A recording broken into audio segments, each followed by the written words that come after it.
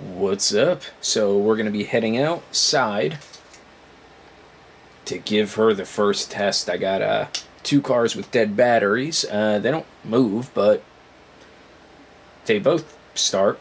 One car doesn't stay running, but the other one actually runs decent. Just needs brakes and tires and blah, blah, blah. So we're going to test this little guy out. Let's go, shall we?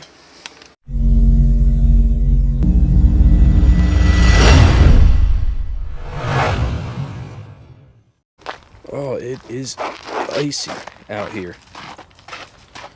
Alright, let's make our walk over to the car that we're first testing.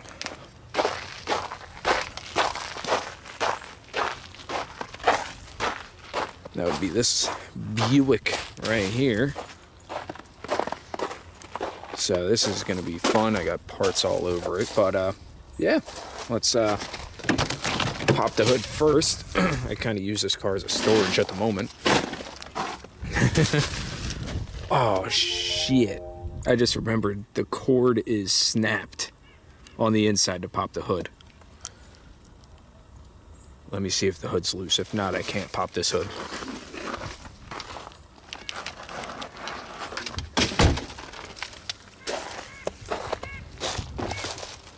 It looks like it's latched. Fuck.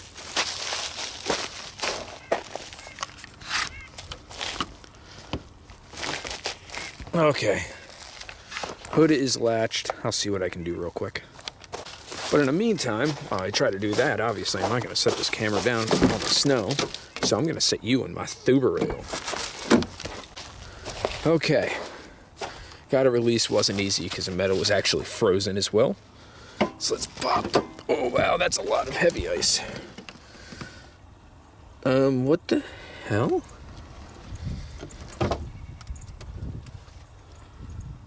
Oh, what the I don't know. Looks like a pricker bush. I don't know. It's been a while since I've been under the hood of this car. It's been sitting for a while. But anyways, let me show you to you guys that the battery is in fact dead. Like I said, I've been using this car for storage. That's why it's a friggin' mess. But the key's actually in the ignition here. Nothing. Is it in park? Can't even get the fucking keys out. Oh, that's right. It's if the battery's dead, the power actuator actually won't allow the key to release. Anywho, let's get the jumper pack out of the car.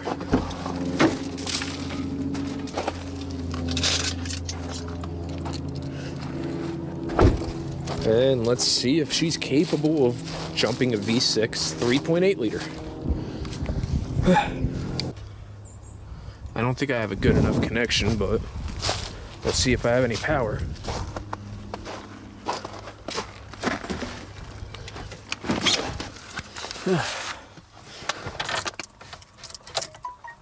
Okay, I have nothing. Well, the key's in the on position, so if it gets power, we'll hear the fuel pump start to kick.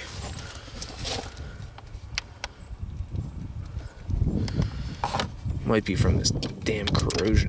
Oh.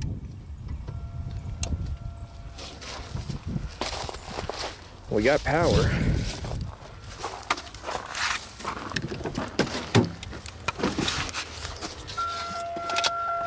Let's see. Not a good enough connection. Now, I don't want to make any jump cuts just to prove that this is the actual power of this jump pack. I think it's the ground, not having a good ground connection. Oh, fuck off. Alright, that's not a good. Oh, son of a bitch. I was really struggling. This Buick actually has a jumper post. Well, that makes life a little bit easier, huh? And let's see if that's a good enough connection here.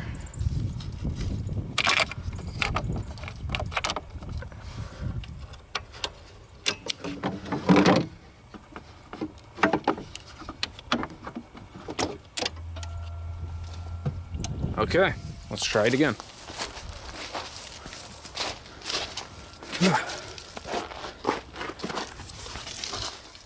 Alright, let's see if you work for me this time, you bastard. I don't know what the hell just happened there. Negative pop off, I'm assuming? Because GMs are a pain in the ass. Yep, negative popped off.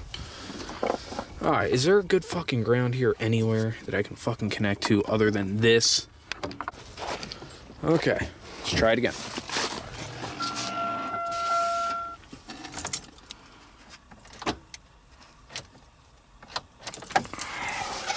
What the fuck? Did the terminal pop off again? Or a bad connection somewhere?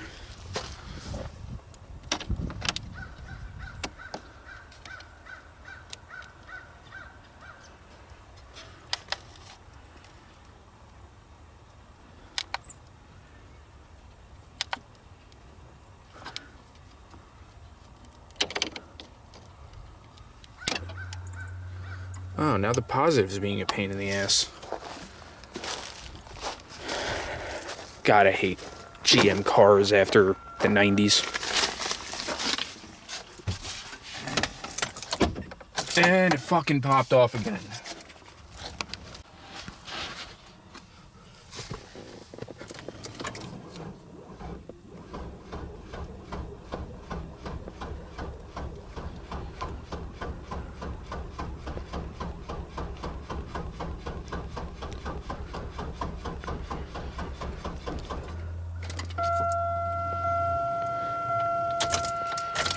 Let's turn that off.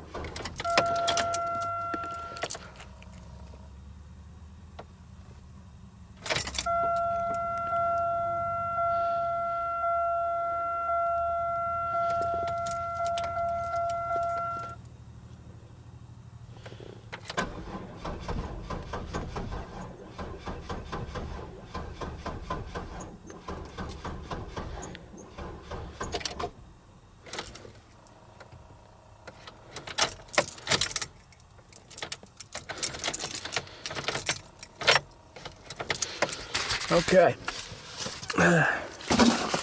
Well, it did not start. Tried to start. I'm not going to knock that on the jumper pack because it did attempt to start. What the fuck? Really?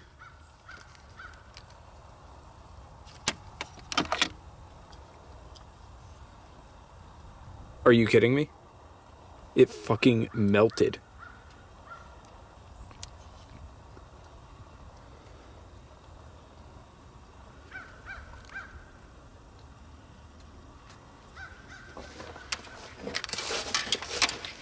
It legit fucking melted.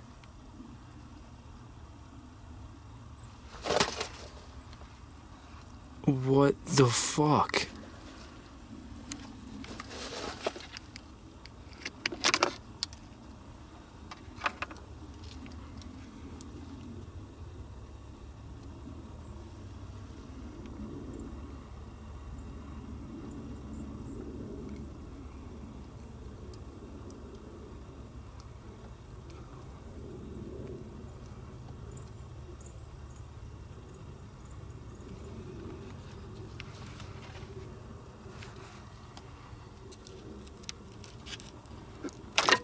Oh, that's still really hot.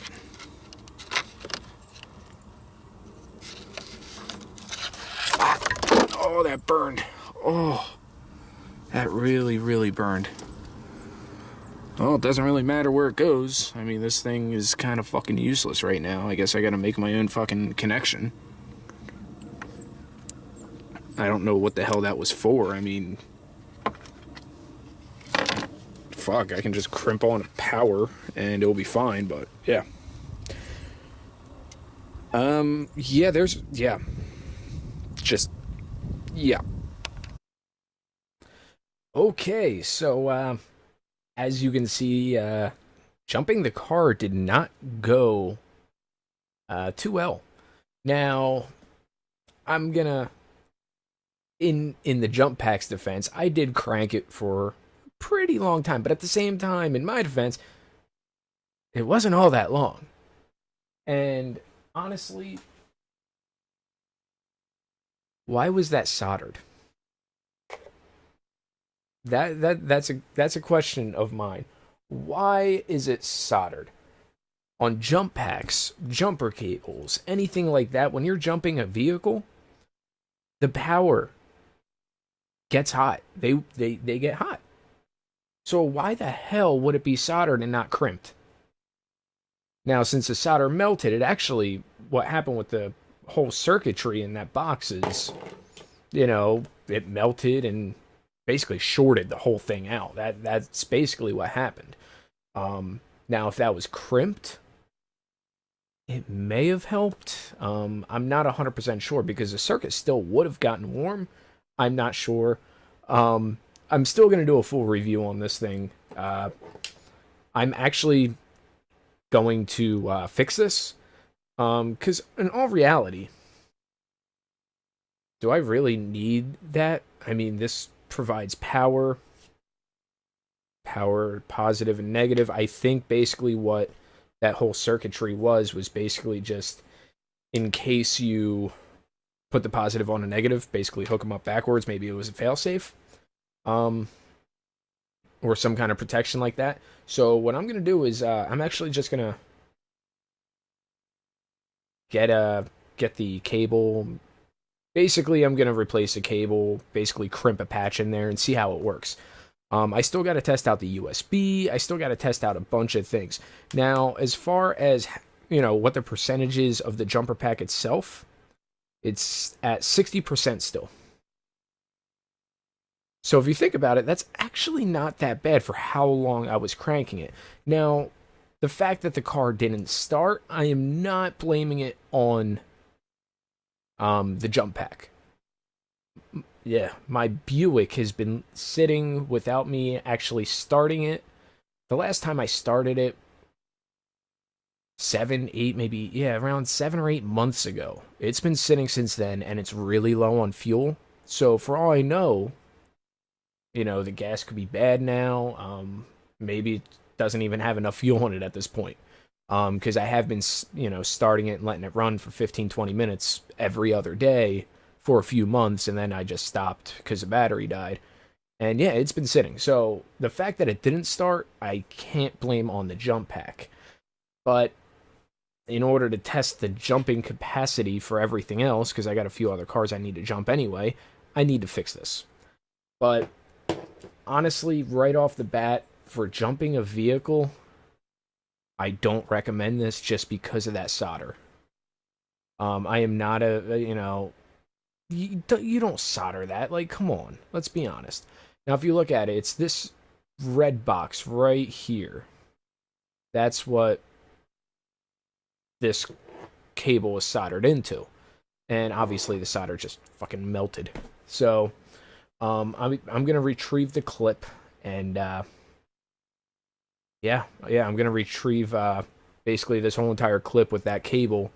I'm going to cut that cable right out of the circuit, get a patch cable, crimp it in so it's the same length, and theoretically it should work. It's not like I can really find, schematic on here for it. Make sure there's more than 25 start terminal. Red clamp to positive, blah, blah, blah. Yeah, see, it physically does not tell you what this box actually is. So I'm going to look in the manual. If the manual doesn't say anything about it, like I said, I think it's just a protection. Let's see. Yeah, reverse polarity protection. Uh, hold on. Safety protection. An ultra safe and mistake proof design with spark proof technology. Number one, it did spark, but that doesn't really bother me whatsoever. You're hooking up fucking power, it's gonna spark. And reverse polarity protection, which allows it to safely connect to any battery, low voltage protection, overcharge and over discharge protection, short circuit protection, backfeed protection, overcurrent protection, overload protection, and overheating protection. Well, apparently your overheating didn't do shit, considering you it allowed this cord to get that hot. Um, so yeah, but that's that part. So I guess stay tuned if you want to see me after I fix this, get this thing running again and try it again. But this time it's not gonna have fucking solder. Because this unit wasn't even all that hot. It was warm. It was warm to the touch, but it wasn't all that hot. The really hot part was that circuit. So, yeah. Anyways, stay tuned if you want to find out if this thing actually works after I crimp it. Have a good one.